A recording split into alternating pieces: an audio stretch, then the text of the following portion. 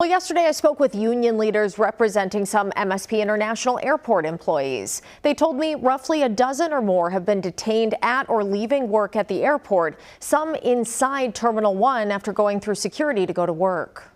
It seems clear that they came through the TSA line and then were quickly detained by ICE or Border Patrol or some other law enforcement agency that on the back end of security and then just taken away. Fabian Gilligaber has worked at the airport for 21 years as a server and says even though she is a U.S. citizen, she's scared to go to work.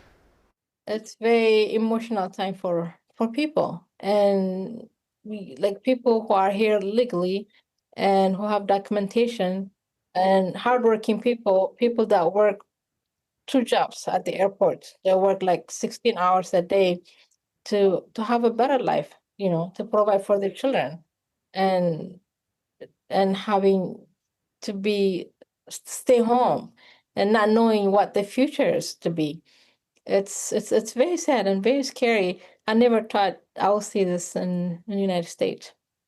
Now, Fabian has been taking groceries and trying to support other airport workers who are staying at home and the families left behind of those who have been detained.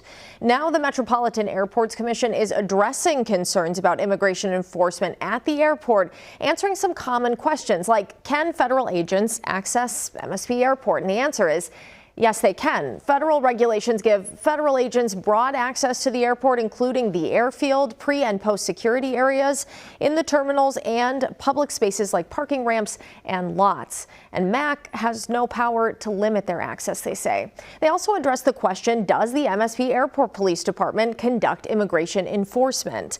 Well, MAC Commission says that the airport and its police force don't receive advance notice nor coordinate with ICE activity. They also addressed this question, which we asked them ourselves a few days ago. Can MAC confirm recent changes in immigration enforcement at MSP?